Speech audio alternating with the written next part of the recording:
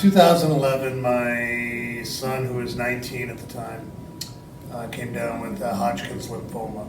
And he was a sophomore in college, and for a couple of weeks he was stage 4, which gave him a 20% chance of living. But within a couple of weeks of draining various tumors, they got him down to stage 2, which gave him an 80% chance of living. And so, I mean, he was 19, he had everything ahead of him, and so he had chemo, radiation, and whatnot. And so that was an event that shook my wife and I, my wife and me.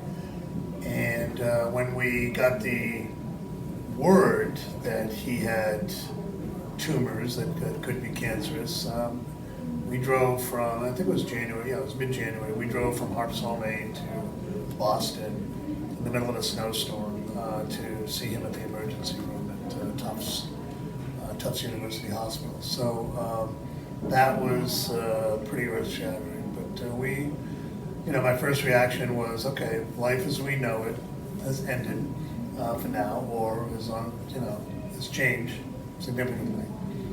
And so how we got through it, I mean,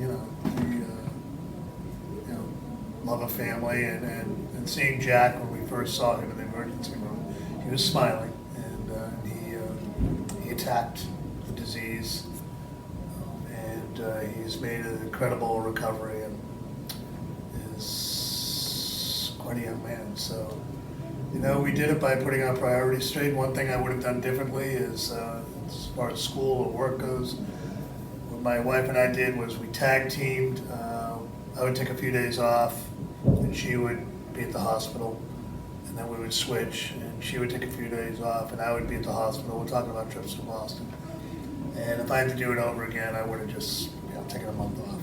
Just said, figure it out, people. And so family comes first. All right, so one situation from which I've bounced back from adversity is over the summer I came out as bisexual. That was pretty difficult.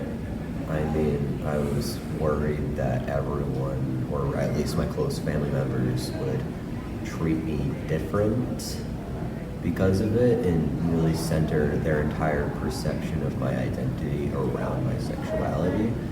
But I did come out, and it ended up being fine, and really it's no different than before December.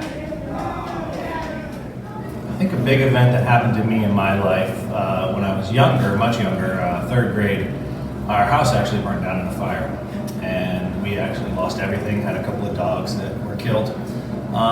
We had to live in an apartment for 6 months until we got a new house. At the time, my dad was going back to school, so we didn't have insurance on the house, so we basically lost everything. And it was a rough few years before we got back to where we were comfortable again. I can remember even in middle school, there was a student older than me, and we used to go to his yard sales to get his last year's school clothes, just so I could have school clothes for that year.